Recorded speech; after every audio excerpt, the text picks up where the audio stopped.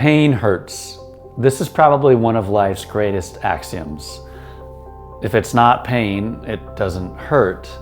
And here we're not talking about the kind of pain that athletes or outdoor enthusiasts take on with a smile, the sort of temporary discomfort or suffering in exchange for some beneficial outcome like improved fitness or better race times or whatever.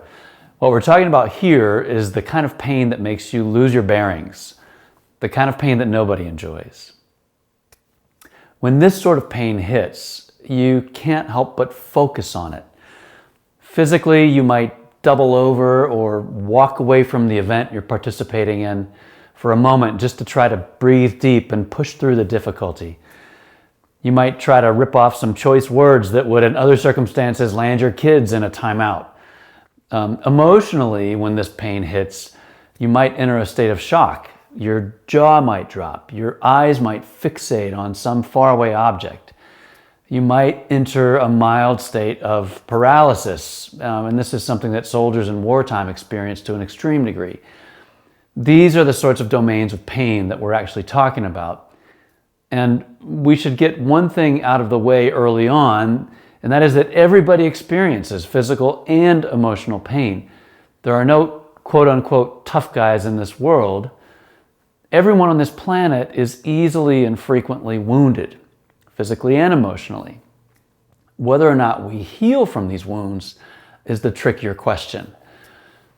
Now, the problem with emotional wounding or wounds to our identity is that the whole world gets really, really bad press, the whole world of emotional pain. So think about some classic images. Envision in your mind a person sitting in a therapist's chair, crying with a Kleenex box on one side and the therapist looking back at that individual. Now take a look at an NFL player who's just been wounded and the whole stadium is standing and applauding for them as they recognize their wounds and getting treatment and so forth and so on. Who among us wants to be kind of that schmarmy person in the therapy session? Literally nobody, not even me. But those images are highly misleading. Repairing emotional and identity wounds requires bravery and courage on an extreme level. It requires honesty and commitment, perseverance, long suffering, and those with the grit and determination to see it through will reap some of the greatest rewards in God's kingdom.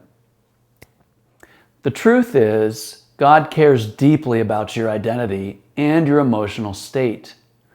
We do not serve a mechanical God, one with a list of behavioral requirements and procedures looking only to the outside appearance. Look at the way in which God acts on our identities and our emotions from the Bible. He coaches us through fear, Matthew 10:31. He visits those who are overwhelmed, Psalms 34:18 and Matthew 11:28. He restores hope, Jeremiah 29:11, and in John 14:27, he acts to relieve our anxiety. And most of all, if we drink fully his living water, the fruits of his Spirit will be largely rooted in our identities and emotional states. Peace, patience, kindness, joy, love. If our identity or emotional states were of no concern to God, none of these Bible verses would exist. He wouldn't be a comforter. He might say, just suck it up and do what you're told. He wouldn't care about kindness. If you don't make it over the line, that's your problem. And he certainly wouldn't care about our anxiety. He might say something like, stop being a weenie, keep moving forward. But our God cares. He cares about your mental pattern. He cares about the experiences you've had and how those experiences have made you feel and think and behave. He wants you to be healed physically and emotionally. And it's from this healed state, from the fullness of your identity, that you'll be able to express the full range of God's kingdom power in your life and in others. Okay, So we're going to take a few minutes to discuss. This sort of exercise only works if you focus on your own narrative, your own pain points, emotions, and mental states. So we're going to encourage you to be transparent and vulnerable, and that can be difficult. Question 1.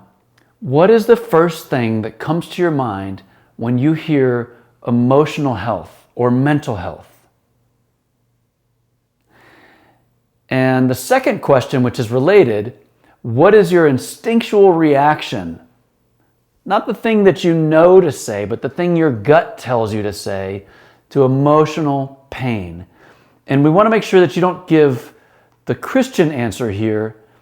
Just give us the real answer in your groups and discuss.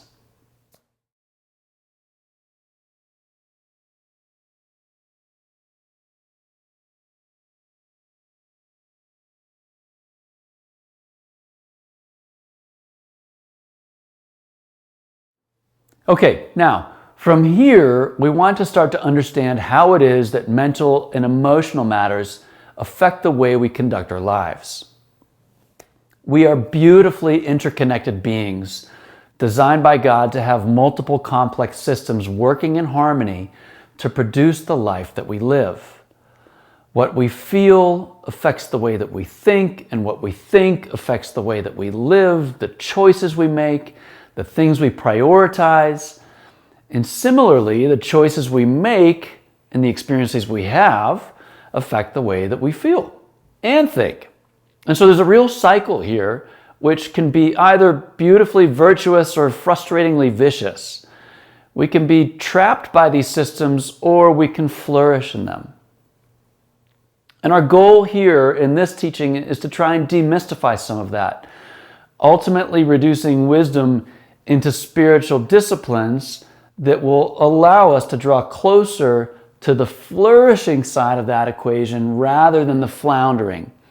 So let's dig in. Painful events or any sort of circumstance that causes wounding will prompt 3 questions in everybody, and I want you to write these down. So we'll go a little bit slow here. Question 1. What do I need to do in order to make it stop? Question 2, how am I going to recover? And question 3, why is this happening? Now, these big 3 questions will frame the way that you manage your wounded life physically or emotionally. And remember that everybody is wounded frequently and deeply. The answers that you give to these 3 questions will quite literally dictate the way that you behave, the choices that you make, the way that you view God, and more. These answers to these questions are seeds planted deep in your heart that will flower and produce fruit over time, whether for good or for bad. So let's take a look at an example here using the physical world as a reference and illustrate how the big 3 questions come about and how we interact with them.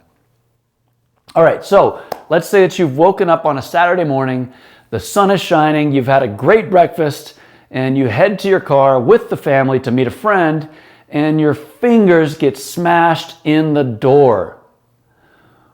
What's your first reaction? And I want you in your groups now to shout it out. What's your first reaction? Literally.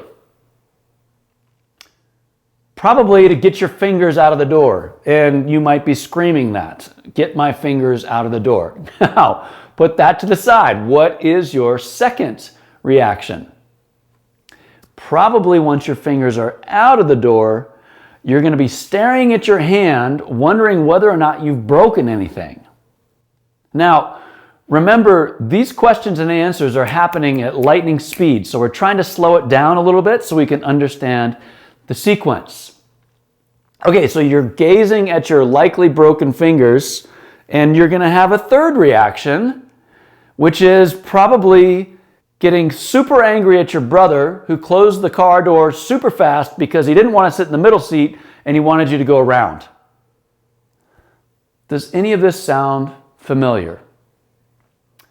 You've just cycled through the 3 questions. Number one, what do I need to do to make it stop? Get your fingers out of the door. How do I recover? Probably get an x-ray. Why is this happening? Because of my stupid brother. Okay, so that's the physical domain. But how does this work with matters of the heart and the identity? Let's look at a young child who's eager to show a school project to his father, and he brings this paper that he's worked so hard on into his dad's office with eyes full of excitement, and he tugs on his dad's sleeve, and his dad, who's on the phone, desperately trying to get a new contract closed for his company so that he can pay for groceries and the mortgage the next month, brushes the child away. The child kind of winces, but he tries again. Please, Dad, take a look. The dad abruptly turns around and he says, not now, son, I'm busy. And I'm a little bit sharing glimpses into my personal life with these stories, so go easy on how you react to this dad. But how is the child going to answer those three questions right in this moment? Think about how the child might make the pain stop. He knows that he can't make the father respond to him in a caring way or differently. He can't make the father prioritize him over his father's company in the moment. And in fact, he can't make the father do anything, and that fact won't be lost on him. Repeat this experience a few more times, and in an effort to make that painful experience stop, the child might stop reaching out altogether to show his father anything. The child might determine that they aren't worth their father's attention, at least over and above practical matters like business dealings. And in an effort to find some sort of equilibrium with this fact, they might decide themselves to prioritize business dealings over personal connection as a way of forcing adaptation to this strange set of priorities. So can you see how these seeds get planted early on? And note that this is a very mild illustration, one that emphasizes an experience that many of us have likely dealt with and probably managed well in our adult lives. But it's meant to highlight the very strong and persistent connection between painful experiences that we have in our emotional states and the decisions that we make going forward in our lives. The way that you engage God, the way that you read the Bible, how this affects your view of yourself, your view of other people, all of these things are heavily influenced by the seeds that have been planted in your heart, answers that you've given yourself to the big three questions in response to difficulties and challenges over time. Okay, so let's take some time to reflect. This is going to get vulnerable, so buckle up a little bit. I want you to start digging towards the three questions, the root of some of these weeds or problematic areas, by going in reverse. And here's how we're going to do this. Thinking about the illustration of the child and the painful physical experience of breaking your fingers, I want you to think in your own life of a judgment about yourself or a persistent view of other people or the world around you that deep down in your gut you know is wrong. Some narrative that plays through your head that you haven't been able to silence. And I want you to share that with the group. But pause for a second, go with me to the end, and then you'll start. With that in mind, thinking through the big three questions, does this judgment or narrative or persistent view of others that comes to mind, does it appear to be linked to any one of those questions in particular?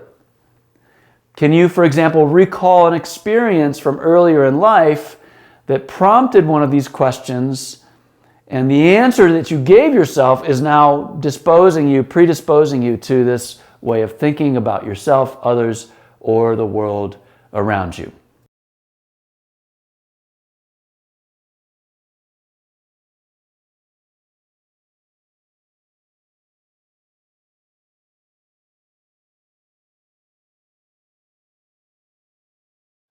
Okay, this is our last section, folks. Thanks for staying with us. We're going to go now into the power to heal. You've seen the experiences. You've seen the big three questions. Now, how do we break into new patterns in a deeper level of intimacy with our God. The good news here is that our God is a good gardener. He has a brilliant design for each of us, a set of talents, passions, and unique skills that He wants to see us use in the wider world. But we often have overgrowth, weeds and brush that choke out our minds and our hearts at the identity and emotional level that limit our capacity to flourish in the way that God intended. These weeds originate in early or maybe not so early wounding experiences, difficult things that we've encountered, which generally give rise to false narratives, defensive mechanisms, or judgments that we adapt, all in effort to recover or make the pain stop. Always keep those big three questions in mind. Now, the good news is that God has given us tools to use, practical techniques we can implement to heal from these wounded and broken places. And the first, the most powerful of these is awareness. Obviously, you can't pull out a weed if you can't see the weed. And so one major benefit of the big three questions is the wonderful emotional map that you can create. Understanding exactly how a particular experience gave birth to a judgment or defensive mechanism or false narrative, so forth and so on. Being able to trace these mechanisms or judgments back to painful experiences removes the strength of those patterns or judgments in our lives, but more importantly, it allows you to bring that painful experience to God directly and hear His thoughts about it. You can understand His truth and experience His healing at the core of some of these wounded areas. So what we want to do here is to reinforce the process we need to use in order to identify those wounds and bring them back to our Lord. And in a very comparable way to how we seek and obtain physical healing, we are going to seek and obtain healing at the emotional and identity level. And this is something we can walk towards. It's not a magical, mystical thing that appears out of the air. This is something that will respond to disciplined efforts. And so what I would like to do for our final phase of reflection is discuss in extremely practical terms how each one of us can protect regular space in our lives to reflect on big three questions. And so as we break for our final group discussion, I'd like you to discuss realistic, achievable goals that will allow you to protect a regular, recurring block in your schedule for this reflection. Time that you will take to review patterns in your life and compare those back to the big three questions to find areas that we can bring back to the Lord for healing. To do this, you need to be very specific and remember that the goal here is consistency over time. It's much better to be able to protect and maintain 10 minutes of this discipline per day than to get like super intense for 1 month and then it all falls away. So often our goals and objectives, in particular with spiritual disciplines, they fail simply because of logistics. The calendar didn't work. I couldn't meet on Monday for this reason, or Wednesday for that reason, or Friday for this reason. So for this exercise, I would encourage you to get to the point where you actually take out your calendars, look at your weeks, and identify blocks of times where you know you can protect anywhere from 10 to 15 to 20 minutes.